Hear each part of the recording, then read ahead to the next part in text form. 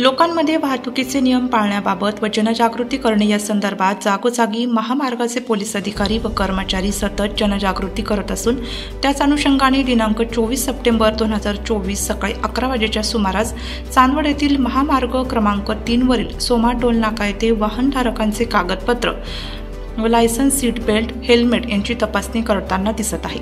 तसेच त्यामध्ये अपघात झाल्यास जखमीला मदत करणे व डायल 112 वर तत्काळ अपघाताबाबतची माहिती देणे, मोटरसायकल चालक व 4 चाकी चालक यांना वाहन चालवित असताना 2 व्हीलर चालकाने हेल्मेटचा व 4 व्हीलर यांनी सीट बेल्टचा वापर करावा। तसेच मोटरसायकल चालकांनी महामार्गावरील चालताना लेन नंबर 3च्या बाजूने असलेल्या जागेतूनच आपले दुचाकी वाहनाचा वापर करावा व 2 नंबरने लेनवर चालू नाही। समोरील वाहनांना ओव्हरटेक करताना देखील त्यांच्या उजव्या बाजूने ओव्हरटेक करावे व योग्य त्या वेग मर्यादित चालवावी अशी माहिती मुंबई आग्रा महामार्गावरील महामार्ग क्रमांक 3 येथील पिंपळगाव महामार्गावरील पोलीस उपनिरीक्षक दौंडे यांनी दिली।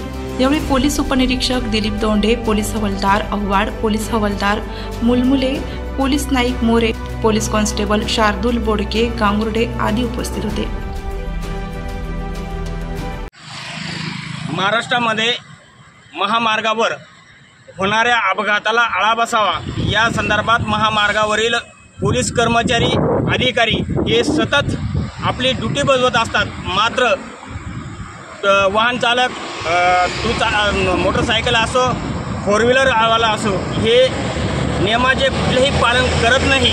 यामुळे महामार्गावर सतत अपघात होतात। त्या अनुषंगाने आज चांदवड तालुक्यातील चांदवड महामार्गावर या ठिकाणी महामार्गाचे एक पथक आलेलं आहे। ते पथक या ठिकाणी मोटरसायकल असेल, 4 व्हीलर असेल या गाड्यांची कागदपत्राची तपासणी करत आहे आणि हेल्मेट, सीट बेल्ट हे लावलेलं आहे की नाही ह्याची तपासणी करत आहे। त्यासोबत आपल्यासोबत एक महामार्गाचे पोलीस उपनिरीक्षक दौंडे साहेब आहे, यांच्याशी आपण संपर्क साधणार आहोत। तर तुम्ही ही जी चौकशी करताय 2 व्हीलर असेल, 4 व्हीलर असेल, काय म्हणून करता आणि कशा करता? हा जो महामार्ग आहे ती बघताय, रस्त्यावर वाहतूक चालू आहे। रस्त्यावर जे दुहेरी वाहतूक आहे, दोन लेन आहेत, तिकडे जवळ 2 लेन आहेत। तिथे वाहन चालकाने मोटरसायकल चालवताना 2 लेनच्या बाजूने गाडी चालवली पाहिजे, जेणेकरून अपघात होणार नाही। आणि वाहन चालवताना वाहन चालकांनी सीटबेल्ट लावला पाहिजे, मोटरसायकल चालवताना हेल्मेट घातलेले पाहिजे, परत आपले कागदपत्र वाहन जवळ बाळगले पाहिजे, जेणेकरून तुम्ही अपघात झाल्यास अपघाताच्या मदत करू शकता। तुमच्या वाहनाचा इन्शुरन्स पूर्ण भरले पाहिजे। इन्शुरन्स पूर्ण भरला असेल तरच तुम्ही जखमीला मदत करू शकता किंवा तुमचा क्लेम पाहू शकता, जेणेकरून त्यांना मदत करू शकता। एकत्रितच या ठिकाणी साहेबांनी महामार्गावरील पोलीस अधिकारी यांनी रस्त्यावरील वाहतुकीचे नियम कसे पाळले पाहिजे वाहन चालकांनी या संदर्भात सांगितले।